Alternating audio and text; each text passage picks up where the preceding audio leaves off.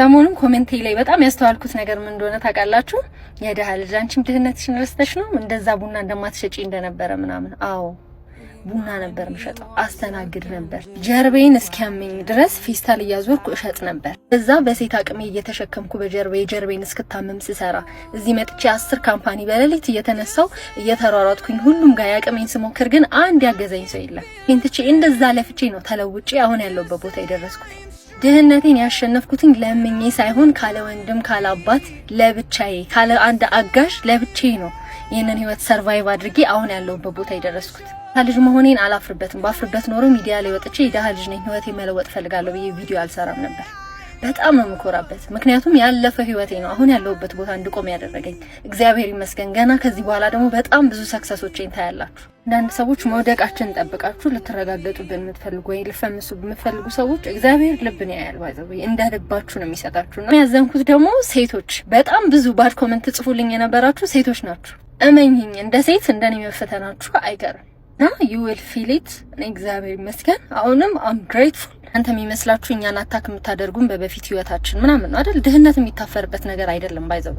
አብሶ ደግሞ እንደኔ ሰርቶ ለተለወጠ ሰው ድህነት በጣም የሚኮራበት ነገር ነው።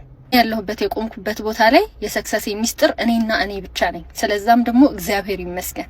ቺሽን ላይ ለተረዳችሁኝ፣ ከጎኔ ለነበራችሁ፣ እያጽናናችሁኝ ለነበረ፣ እውነታው ለገባችሁ ሰዎች በጣም ነው የማመሰግነው። 400,000 ፎሎወር ገብተናል። ቴንክ ዩ። ለበረከት ሱቁን ልናስረክብ ሄደን የነበረውን ሁኔታ አይተን እንመለስ። እንግዲህ ከዚህ በኋላ በረከት ሊስትሮን በሊስትሮ ብቻ ሳይሆን የቦንዳ ነጋዴ ሆኖ ማለትም የዚህ ሱቅ ባለቤት ሆኖ ነው የምታገኙት። እንኳን ደስ አለ፣ እንኳን ደስ አለ። በጣም ደስ ብሎኛል። አመሰግናለሁ። ፎሎወሮችን አታመሰግናችሁ? ያው ሱቃችንን ቆጥረን ለመረከብ ነው የመጣ ነው ማለት ነው። እንደምታዩት ሜሪ ቦንዳ አልሰጥም አላለችም። እንደውም በራሷ ንግድ ፍቃድ እንዲሰራ እንዲሁም ደግሞ 3 ወር የተከፈለበትን የቤት ኪራይ ራሱ እንዲሰራበት ፈቅዳለት ነበር። እንደምታውቁት ሜሪ ቦንዳ በጣም ታዋቂ ናት። 3 ብራንች አላት። የለመደ ብራንቿን ነው የምትሰጠው። ያ ማለት ሽጣ ልውጣ ብትል እንኳን ቁልፍ ሽጣ ነው የምትወጣው። ራሷ ይሄን ያህል ይገመትልኛል ብላ ያለችውን ዋጋ አወጣች። ዛሬ ደግሞ በጣም የሚገርመኝ በረከትን ጠርቸው ቻሌንጁን ከመቀበሉ በፊት አሳይቼዋለሁ። እያንዳንዱን ሱቅ አሳይቼው እንደዚህ ነበር ያመሰገነው። በጣም ደስ ብሎኛል። ደስታዬ ከልክ በላይ ነው። እርግጠኛ ነኝ እንደሚጨምርና ይሄንን ሱቅ እንደሚወስደው መመረቅ ስላለብኝ ይሄንን ገዝቻለሁ። ሜሪ ስንት ነው ዋጋ? ሱቅ ውስጥ በጣም ሙሉ ልብስ ነው ያለው። እሱ ብቻ አይደለም፣ አሻንጉሊት አለ፣ ብረቶች አሉ። ሙሉ የተሟላ ሱቅ ነው። ቢሆንም ቪዲዮ ከተለቀቀበት 15 ቀን ቢሆንም የሰጠነው 20 ምናምን ቀን ሆኖ ራሱ ሜሪ ቦንዳ ቁልፉን ለመስጠት ፍቃደኛ ነበረች። እንደውም ትላንትና ላገኘሁትኝ ሰዓት ፎሎወሩ ራሱ አልሞላም፣ ቀንሶ ነበር። ግን እንደዛም እኛ በጣም ዊሊንግ ነበር ለመስጠት።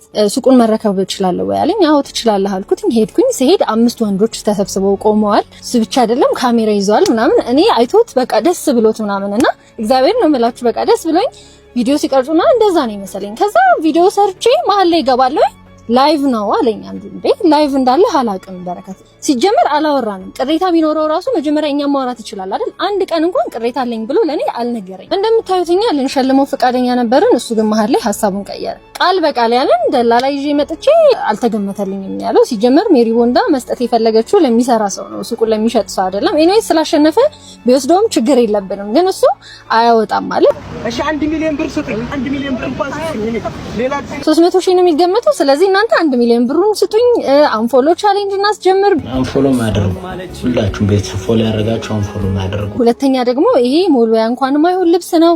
ብቻ በጣም ሲያጣጥል ነበር። እንዲሁም እኔና የስራ ባልደረባይ ሳናቅ ካሜራ ይዞ 5 ልጆችን ይዞ መጥቶ እንደተበደለ መሆን ብቻ በጣም በቃ አንኤክስፔክትድ ነገር ነበር የተፈጠረው። እኛም ደግሞ ሳናቅ ስለሆነ ላይቭ የገባው አቁም ላይቭ መቅረጽን እናውራ ብለን ልናስረዳው በጣም ነው የሞከርነው። እሱም እንዲረዳን ፈቃደኛ አልነበረ።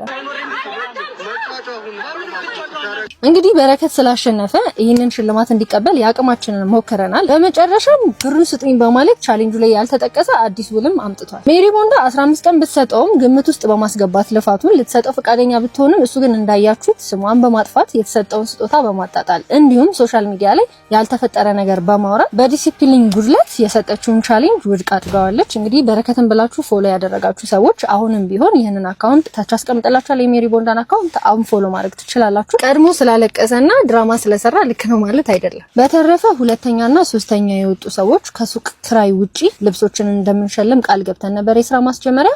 እሱን ስንሰጥ በግልጽ የምናሳያችሁ ይሆናል። የተፈጠረው ነገር እንዳለ አሁን እንዳሳያችሁ ነው። እኔ በተፈጠረው ነገር በጣም ነው ያዘንኩትኝ። አይ ዊሽ እንደዛ አይነት ነገር ውስጥ ባልገባ።